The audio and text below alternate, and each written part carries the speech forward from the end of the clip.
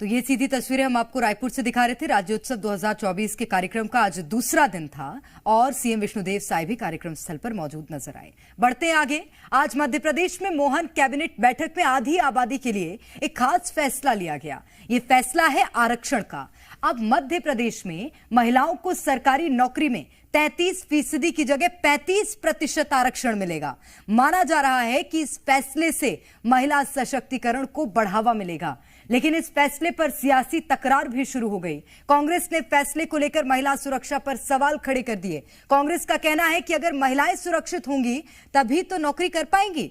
Report देखिए।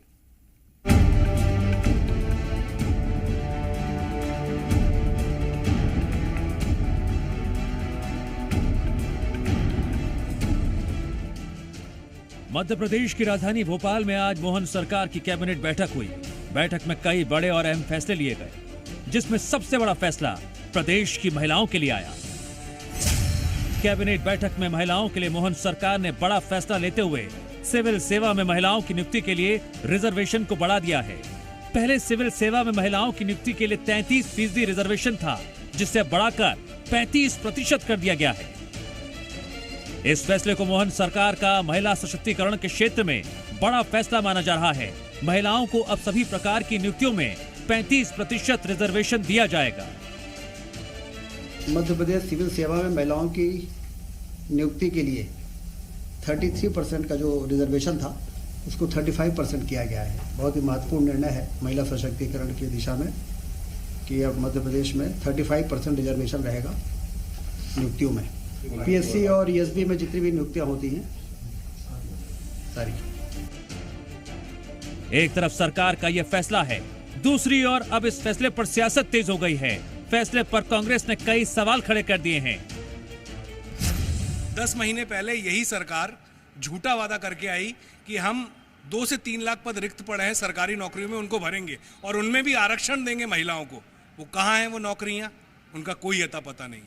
कोरी घोषणाएं कर रहे हैं, सिर्फ इवेंटबाजी करने के लिए, सुर्खियों में रहने के लिए ये सरकार बोलती है कि कांग्रेस केवल मुंह चलाती है। ये कांग्रेस को बहुत अच्छे से पता है। उसका उदाहरण आप देख लो। भारतीय जनता पार्टी ने संगठन में 33% हमने सीटों को आरक्षित करके रखा महिलाओं के लिए। देखिए, महिलाओं की भागीदारी जब तक आप सुनिश्चित नहीं करोगे, तो जब महिलाओं की भागीदारी सरकार बढ़ा रही है तो कांग्रेस के पेट में दर्द क्यों हो रहा है? यही काम कांग्रेस संगठन में कर ले। सियासी बयानबाजी के इतर इस फैसले पर मध्य प्रदेश की बेटियों ने खुशी जाहिर करते हुए कहा, नौकरी के अवसर बढ़ेंगे। ये सरकार की अच्छी पहल है। इसमें काफी ज्यादा फायदा होगा क्योंकि हर एक सेक्टर में महिलाएं आगे बढ़ेंगी और जो बेरोजगार जो बेटी है उनको काफी ज्यादा इससे हिम्मत मिलेगी। हमारे लिए वुमेन एम्पावरमेंट के लिए रिजर्व का आरक्षण 35% बढ़ा। अब मतलब पढ़ने में मजा भी आएगा कि कॉन्फिडेंस बढ़ जाएगा। हाँ, कॉन्फिडेंस पूरा मेरा बढ़ जाएगा। एक परसेंटेज श्योरिटी हो जाएगी कि हाँ मैं कुछ कर सकती हूँ, कुछ बन सकती हूँ। अब तो पूरे तरीके से हो चुका है।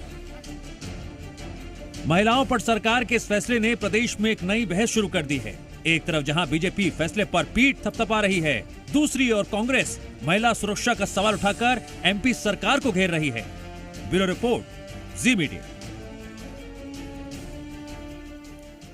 और अब बात राज ठाकरे की, जो एक भोजपुरी गाने की धुन पर भड़क गए। दरअसल हुआ यूं कि मुंबई के एक चुनावी कार्यक्रम में भोजपुरी गाना बज रहा था। मंच पर महाराष्ट्र के मुख्यमंत्री एकनाथ शिंदे की तस्वीर लगी थी। इसी पर राज ठाकरे ने एकनाथ शिंदे पर जमकर अपनी भड़ास निकाली और एक बार फिर मराठा कार्ड खेलने की कोशिश की।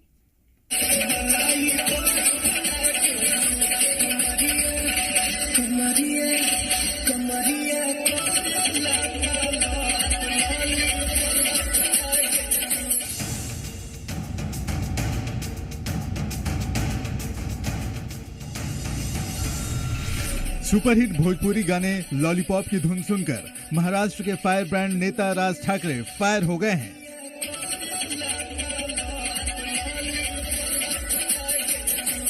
वजह डांसर के पीछे लगे पोस्टर में छिपी है, क्योंकि जिस मंच पर ये भोजपुरी डांस हो रहा था उस मंच पर लगे पोस्टर में महाराष्ट्र के मुख्यमंत्री एकनाथ शिंदे की तस्वीर लगी है।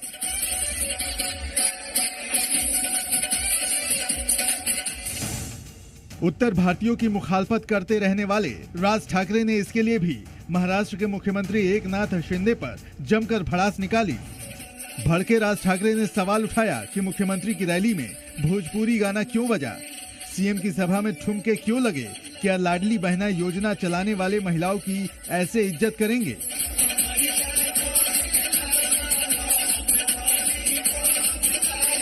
देशाला दिशा देणारा महाराष्ट्र म्हणून पाहिलं जायचं, उत्तर प्रदेश बिहार करायचं आहे आम्हाला।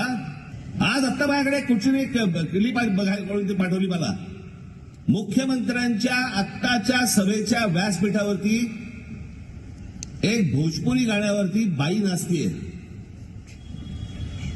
लोक यायच्या अगोदर आणि लोकांचं एंटरटेनमेंट व्हावं म्हणून एक बाई नाचतीये व्यासपीठावरती, ज्याच्यावरती एकनाथ शिंदेचा फोटो आहे, ज्याच्यावरती त्या उमेदवाराचं नाव आहे। लोक यायच्या अगोदर आणि लोकांचं एंटरटेनमेंट व्हावं। राज ठाकरे ने एक तीर से 3 निशाना साधा है।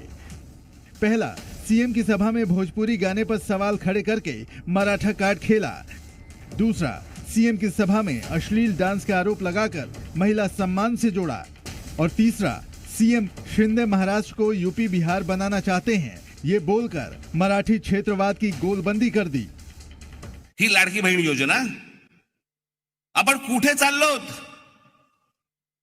हे असल्या प्रकारच्या व्यासपीठावरती अशा प्रकारच्या मुली आणून अशा प्रकारच्या गाण्यांवरती नाचवायची पद्धत, हे सगळे यूपी बिहार त्या बाजूला, हे आपल्याकडे कधीच नव्हतं, हे आपल्याकडे सुरू झालं आता। यानी राज ठाकरे अपने पुराने एजेंडे पर लौट आए। उनकी मराठी वोट साधने की कोशिश में उत्तर भारतीयों पर भड़ास निकालने की रणनीति पुरानी है। भोजपुरी का विरोध, महाराष्ट्र को यूपी बिहार बनाने का तंज, महाराष्ट्र कार्ड को हवा देने की उनकी कोशिश नई नहीं है। लगभग हर चुनाव में वो इसे ढाल और कटार दोनों बनाते रहे हैं। लिहाजा शिंदे गुट और बीजेपी दोनों राज ठाकरे के मराठा दाव की काट तलाशने में जुट गया है। एकनाथ शिंदे जी खुद एक स्टार है और इसीलिए कौन से कैंडिडेट ने कार्यक्रम के पहले क्या रखा है या क्या नहीं रखा है या कौन से गाने बजाए हैं, वो उनको तो पता ही नहीं होगा। उनका यही उद्देश्य है कि वो कैंडिडेट के लिए जाकर भाषण करे, उसके लिए कैंपेन करे और उसको जिताए, जो हमारे सम्मानीय मुख्यमंत्री कर रहे हैं। दरअसल लोकसभा चुनाव में एनडीए गुट का साथ देने वाले राज ठाकरे के पलटते ही बीजेपी की टेंशन भी बढ़ गई। उत्तर भारतीयों के खिलाफ राज का कोई भी रुख बीजेपी को सियासी चक्रव्यूह में फंसा सकता है। इधर ठाकरे के बयान के बाद मुंबई का सियासी पारा हाई हो गया है। डांस तो फोक महाराष्ट्र में भी होता है, यूपी में भी होता है। मंच सही नहीं था, जो स्टेज जो था वो सही नहीं था, राजनीतिक स्टेज था, वहाँ पर इस तरीके का कार्यक्रम नहीं होना चाहिए था। लेकिन जो उत्तर भारतीयों के बारे में जो सोच है राज ठाकरे साहब की, वो हमेशा नेगेटिव रही। उनको महाराष्ट्र में अपनी मराठी की पॉलिटिक्स करनी है तो कोई ना कोई टारगेट है, और उत्तर भारतीय सबसे सरल टारगेट पे आता है उनके, तो वो करते ही रहेंगे उसके ऊपर प्रहार। राज ठाकरे ने 100 उम्मीदवार उतारे हैं। कई सीट पर सीधे सीधे शिवसेना, शिंदे और बीजेपी को चुनौती दे रहे हैं। हालांकि राज ठाकरे की पूरी कोशिश मराठा वोट बैंक को अपने तरफ खींचने की है। इससे सही मायनों में सबसे ज्यादा नुकसान शिवसेना के दोनों गुट यानी शिंदे और उद्धव ठाकरे को हो सकता है। वहीं बीजेपी के सामने चुनौती ये है कि कहीं राज ठाकरे के उत्तर भारतीय विरोध से उन्हें ना नुकसान उठाना पड़ जाए, क्योंकि राज ठाकरे बीजेपी को मौन समर्थन देते आए हैं।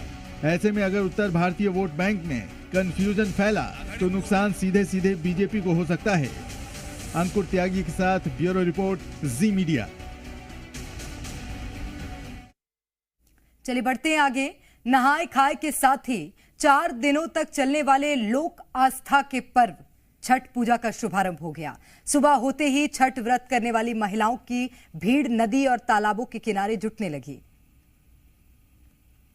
जिसके बाद महिलाओं ने नदी में स्नान किया और स्नान करने के साथ ही छठ व्रत का संकल्प लिया। पटना के घाटों पर भी ऐसी ही भीड़ जुटी। नदी में स्नान और पूजा करने के बाद ये महिलाएं अपने घर पहुंची और नहाए खाए के दिन विशेष रूप से बनाए जाने वाले प्रसाद को तैयार किया।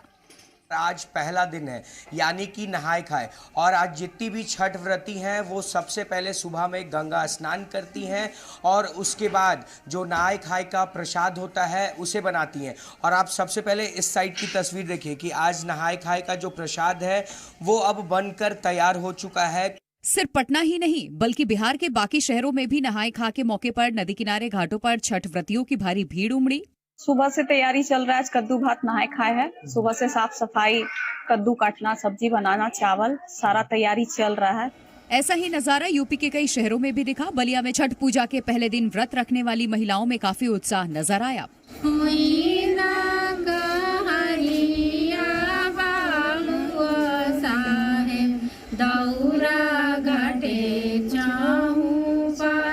परंपरा के मुताबिक नहाए खाए के दिन कद्दू भात का प्रसाद बनता है। फिर भगवान सूर्य की पूजा करने के बाद उसे व्रती ग्रहण करते हैं। अगले दिन खरना का प्रसाद बनता है। उसके बाद डूबते और उगते सूर्य को अर्घ देने के साथ छठ महापर्व की समाप्ति हो जाती है।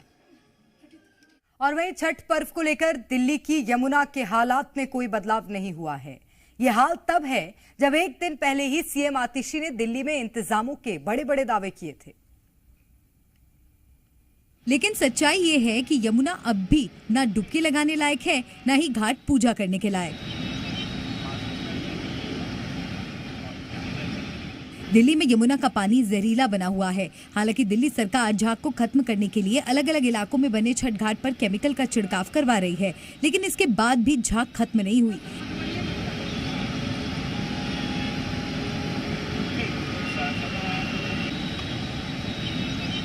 माँ यमुना आज भी बहुत प्रदूषित है। आपको दिख रहा है कि कितना फोम है, कितनी मोटी परत है फोम की। और अब इस फोम को हटाने के लिए देखिए क्या किया जा रहा है। केमिकल डिफॉर्मर जो है, ये डिफॉर्मर है, इसको यूज किया जा रहा है। ये केमिकल अपने आप में बेहद हानिकारक है, जबकि झाग हानिकारक कार्बनिक पदार्थ है जो हेल्थ के लिए बेहद नुकसानदायक साबित होते हैं। ऐसे में छठ का व्रत रखने वाली जो महिलाएं यमुना में स्नान करके पूजा करेंगे, उन्हें बीमारियां होना संभव है। लेकिन इस पानी में डॉक्टर्स कहते हैं अगर कोई नहाता है तो उनको स्किन इन्फेक्शन हो जाता है, तमाम बीमारियां हो जाती है। यानी आस्था बड़ी है। मैंने छठी मैया के ऊपर विश्वास किया है, छठी माई जो करे। यानी आस्था अव्यवस्था पर भारी पड़ रही है, तो दूसरी तरफ व्यवस्था करने वाले सियासी दावे कर रहे हैं। एक दिन पहले भी सीएम आतिशी ने सुविधाओं के खूब दावे किए, तो बीजेपी अब यमुना के पोल्यूशन को पॉलिटिकली भुनाने की कोशिश में है। लेकिन सवाल वही, सिर्फ सियासत ही या फिर कभी समाधान भी निकलेगा? तो यमुना के पोल्यूशन का कोई सल्यूशन नहीं निकला। नतीजा ये हुआ, सियासी दावे धरे के धरे रह गए और व्रती महिलाएं मां यमुना के घाट से बेरंग लौट गईं। क्योंकि ज्यादातर घाटों पर गंदगी अव्यवस्था का अंबार दिखा, तो यमुना का जहरीला पानी में डुबकी लगाना एक अलग मुसीबत। यहाँ का बहुत बुरा हाल है, ऐसा नहीं होना चाहिए। पर्व त्योहार के नाम पर सरकार को इस तरह नहीं करना चाहिए। नहाए खाए के साथ शुरू त्योहार के पहले ही दिन व्रती महिलाओं का ये गुस्सा और नाराजगी वाजिब है। वजह है यमुना का पोल्यूशन। तो आप लोग वापस जा रहे हैं क्या? दूसरे घाट जा रहे हैं, दूसरे वाले घाट जा रहे हैं। तो इतनी दूर आए, यहाँ पे ढूंढा, कोई सफाई साफ जगह नहीं मिली। कोई सफाई नहीं है, कैसे नहाएंगे भैया? आप देखिए वापस जा रही हैं इतनी देर खड़े होने के बाद ये लोग, और इनका दावा है कि हम कोई और घाट देखेंगे, कहीं और जाएंगे जहाँ पर पानी इतना साफ हो कि पूजा की जा सके। यानी यमुना की सफाई तो छोड़िए, घाटों पर इंतजाम तक ढंग के नहीं दिखे। लोग दलदल में उतरकर पानी तक पहुँचे, लेकिन फिर भी अव्यवस्था पर आस्था भारी नजर आई। यमुना की अभी हालत तो बहुत खराब है, बावजूद आप यहाँ नहाने पहुँचे हैं। कुछ भी रहे, हमारा लिए सब गंगा मैया है। कैसा सब गंगा मैया, इनको बगैर हमारा पाक नहीं है। सब इनका कृपा से सब सही है। छठ पर स्नान की परंपरा पवित्रता का प्रतीक है, लेकिन दिल्ली में यमुना के घाटों की पवित्रता का क्या कहना? पहले मैं आपको एक बार घाट जरूर दिखाऊंगी। यमुना को पवित्रता का प्रतीक माना जाता है, लेकिन देखिए जहां पूजा हुई है, अभी फूल से पूजा की और उस पूजा वाले फूल पर भी झाग है। चारों तरफ आपको झाग नजर आएगी। जरा सोचिए, साल भर इंतजार के बाद जब त्योहार करीब है, तो दिल्ली और यमुना किन अव्यवस्थाओं का सामना कर रही हैं। और जो महिलाएं आस्था के नाम पर जहरीले पानी में डुबकी भी लगा रही हैं, अगर वो बीमार पड़ गईं, तो इसका जिम्मेदार कौन होगा?